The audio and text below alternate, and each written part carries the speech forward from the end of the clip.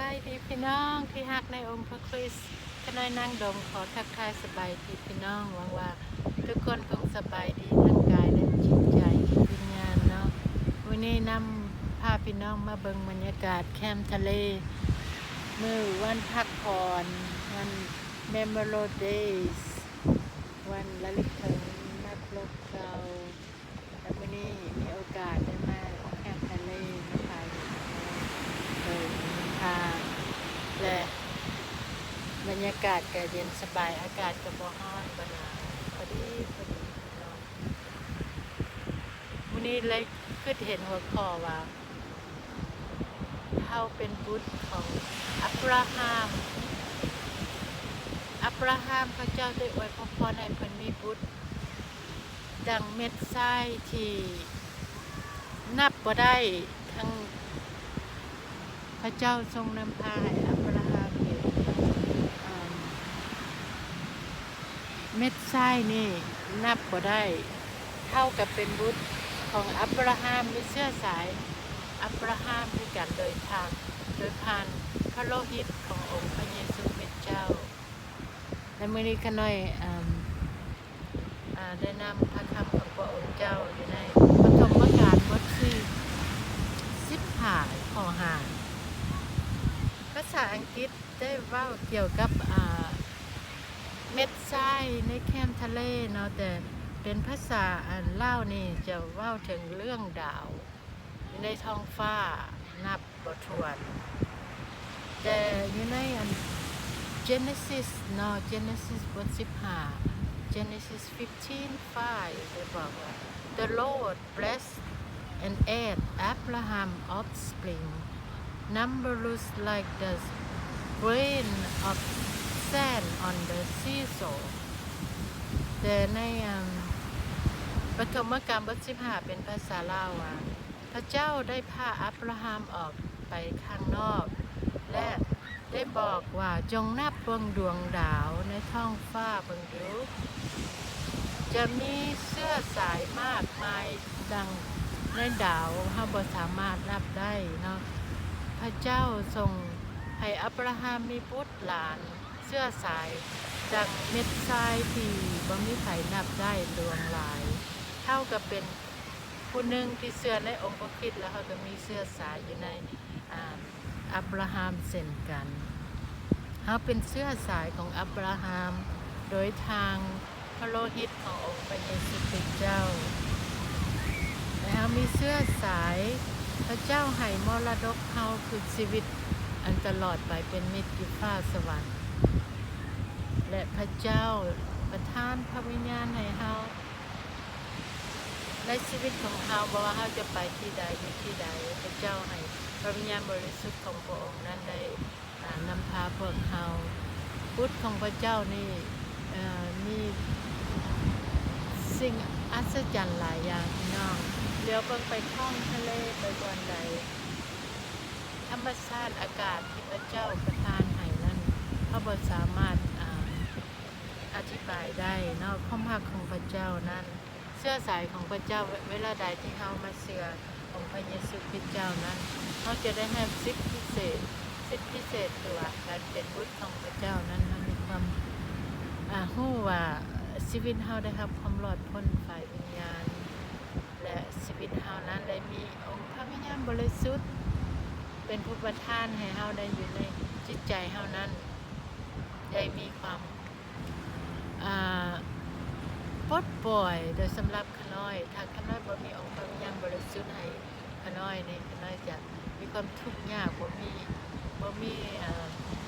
บ่อนระบายเห็นสิว่าเวลาขน้อยทุกข์มากแต่เมื่อใดที่ขน้อยรู้สึกทุกข์ใจมีปัญหาคิดบ่ออกขน้อยจะขอพระเจ้าประทานพระวิญญาณให้ขน้อยว่าขอให้ขน้อยได้รับความประเล้าประโลมใจและมีสติปัญญาในการดำรงชีวิตในการสิเฮ็ดแนวใดแก้ไขปัญหาแนวใด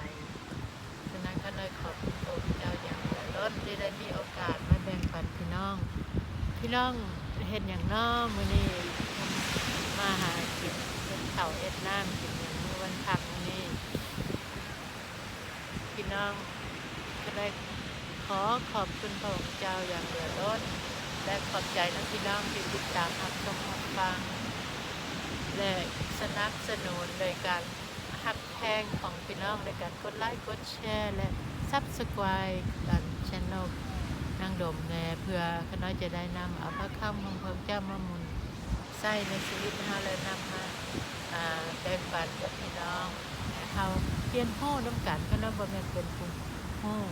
ขน้อยเป็นผู้เฮียนโห่นำพี่น้องเฮียนไปพร้อมกันฉะนั้นถ้าพี่น้องเห็นว่าสิ่งใดขน้อยสมควรปรับปรุงสิ่งใดที่ขน้อยสมควรเอานำมาเสนอของพระองค์เจ้าได้นำพาให้ขน้อยมีสติปัญญาและให้พี่น้องเขียนคอมเมนต์มาบอกขน้อยและขน้อยจะนำพาช่องของเฮาเพื่อแบ่งปันต่อไปขออย่าป้าอย่ากินกันเด้อพี่น้องคำพาคำแพงมาจากพระองค์และขอพระเจ้าสันติสุขมาจากพระองค์นั้นจงคุ้มครองจิตใจจิตวิญญาณของพี่น้องทุกคนขอให้ทุกคนนะคะความประลับประลอบใจจากพระองค์จะพูดว่าเฮานั้นเป็นบุตรของเป็นเสื้อสายของอับราฮัมเสื้อสายโดยทางพระเยซูคริสต์เสื้อสายที่อุดมสมบูรณ์ไปจิตวิญญาณเสื้อสายที่พระเจ้าให้ความรักความเมตตาขอบคุณพระองค์เจ้าและที่ติดตามรับชมกดไลค์กดแชร์ขอให้พระคำนี้จงดลใจพี่น้องว่าดังทะเลที่ว่ามีไผ่หูมันยังก้าวออกไปข้างหน้าแล้วมันมีไผ่หูความเลิกความกว้างเม็ดทรายที่เขาบอกสามารถนำได้ก็มันหลายเหลือเกินอัศจรรย์เหลือเกินเรือบนท้องทะเลพี่น้องท้องทะเลที่งดงามที่ยังไปเลิกว่ามีไผ่สามารถยังได้ว่าความเลิกความกว้างของมันสำคัญมีแต่พระเจ้าเท่านั้นที่เป็นได้ที่โง่เพราะพระเจ้าสร้างรากฐานไว้แล้วว่าอันนี้สมควรอยู่ที่ใดผู้นี้สมควรและเวลานี้สมควรอยู่ที่ใดและเฮาเป็นแบบนี้เพื่อเฮาจะหักใส่พระเจ้าว่าเฮาสิเป็นไปในรูปใดคือการหักใส่พระเจ้าน้อยขอบคุณพระเจ้าที่พระเจ้าได้ให้น้อยได้มีสติปัญญามาจากพระองค์ได้เรียนรู้พระธรรมของพระองค์และได้มีโอกาสได้มาแบ่งปันสู่พี่น้องที่ชู้เฮาขอให้เฮาได้จากเชื่อและมาพระเจ้าจากพี่น้องพูดเพลงจากทะเลมอลสุขตัน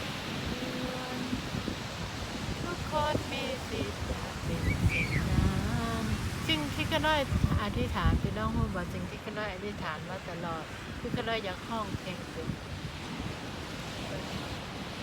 เอาความทุกข์ทรมานทุกอย่างมันโยนลงที่ทะเลแต่ความจริงแล้วเอาความทุกข์ทุกอย่างนั้นไปโยนที่ไม่กระเทือนพระเจ้า